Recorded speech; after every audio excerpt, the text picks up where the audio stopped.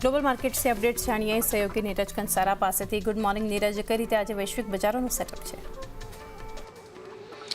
જી good morning ચાંદની। આજના દિવસે થોડું ઘણું આપણને સેટઅપ પોઝિટિવ એટલા માટે પણ દેખાઈ રહ્યું છે કારણ કે જો ગઈકાલે અમેરિકાના બજારોની અંદર એક દબાણ તો આવતું જોવા મળ્યું હતું, પરંતુ ખાસ કરીને નાસ્ડેકની અંદર એવું કોઈ બહુ મોટું દબાણ આવતું જોવા નથી મળ્યું। ચોક્કસથી ગઈકાલે ડાઉ જોન્સ 1.5% જેટલો ઘટ્યો છે, S&P 500માં એક મોટો ઘટાડો આવ્યો છે, પરંતુ નાસ્ડેક એક થોડુંક રેઝિલિયન્ટ જોવા મળ્યું હતું। ગઈકાલે રાત્રે પણ જ્યારે નજર કરી હતી ત્યારે પણ નાસ્ડેકની અંદર એક થોડોક ફ્લેટ ટુ નેગેટિવ કારોબાર હતો।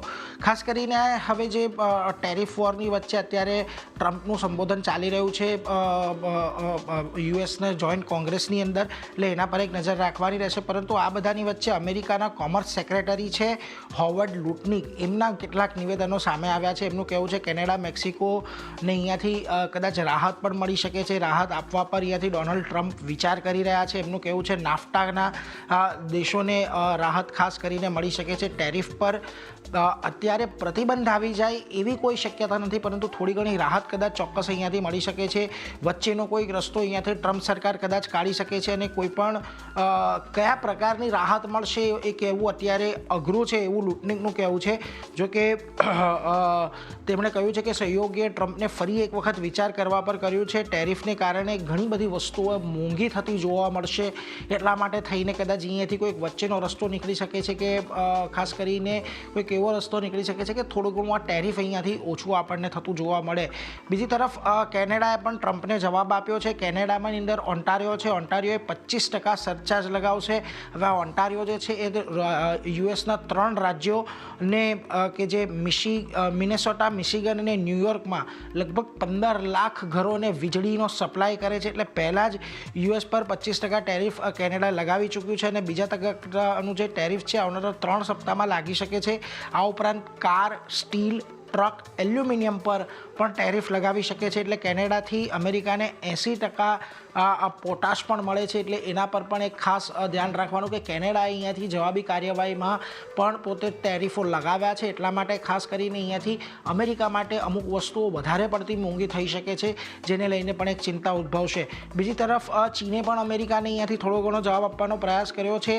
અમેરિકાના એગ્રી પ્રોડક્ટ જે ચીનની અંદર આવે છે તેની ઉપર 15% ટેરિફ લગાવ્યું છે। ચિકન, કોટન સહિત ઘણી બધી વસ્તુઓ પર 15% ટેરિફ લગાવ્યું છે। સોયાબીન, બીફ, ફળો પર 10% જેટલું ટેરિફ લગાવ્યું છે અને ચીને જે ટેરિફ લગાવ્યા છે તે 10 માર્ચથી અમલમાં આવવાના છે અને 10 અમેરિકી કંપનીઓએ અનરિલાયબલ લિસ્ટમાં સામેલ કરવામાં આવી છે અને 15 અમેરિકન કંપનીઓને એક્સપોર્ટ કંટ્રોલ લિસ્ટની અંદર મૂકવામાં આવી છે અને ટેરિફ વિરુદ્ધ ચીન WTOમાં જઈને પણ અહીંયાથી ફરિયાદ કરી શકે છે। એટલે ખાસ કરીને હવે જે ટ્રમ્પની પ્રક્રિયા હતી એની સામે હવે કેનેડા, ચીનની પણ પ્રતિક્રિયા અત્યારે આવતું જોવા મળી રહ્યું છે, એટલે એના પર એક ખાસ ધ્યાન રાખવાનું। જો કે આ બધાની વચ્ચે આજે તમને એશિયાના બજારો પર ખાસ કરીને નજર કરો, અહીંયા આજે થોડો ઘણો એક તમને મિશ્ર કારોબાર જોવા મળી રહ્યો છે કારણ કે જો નિક્કેઈ થોડું લાલ નિશાનમાં તો અત્યારે ફ્લેટ ટુ પોઝિટિવ થતું દેખાયું છે। કોરિયાની અંદર એક સામાન્ય તેજી છે, તાઇવાનની અંદર એક તેજી સાથેનો કારોબાર જોવા મળી રહ્યો છે।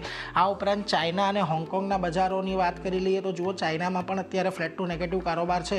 હેંગસેંગ એક સારું કામકાજ કરી રહ્યું છે, સ્ટ્રેટ ટાઈમ્સમાં પણ ફ્લેટ ટુ પોઝિટિવ કારોબાર છે।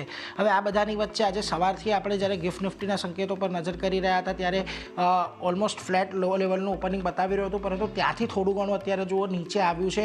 ગઈકાલે 22,191 પર નિફ્ટી ફ્યુચર્સ બંધ થયું હતું, 22,117 અત્યારે દર્શાવી રહ્યું છે, એટલે 71 પોઈન્ટનો ઘટાડો છે। એટલે આજના દિવસમાં પણ મહત્વનું એ રહેશે કે 22,000ની નીચે આપણે જઈએ છીએ કે નહીં। અહીંયા એ વાત પણ ધ્યાનમાં રાખવી કે છેલ્લા 10 દિવસથી માર્કેટ સતત એક લાલ નિશાનની અંદર બંધ થતું જોવા મળી રહ્યું છે, એટલે હવે અહીંથી આપણા બજારમાં કદાચ એક આજના દિવસે તો એક ઘટાડો આવે એ જોવાનું રહેશે, પરંતુ 22,000નું જે સપોર્ટ છે એ કેટલો ઇન્ટેક્ટ રહે છે એના પર એક નજર રાખવાની છે ચાંદની આજે। જી।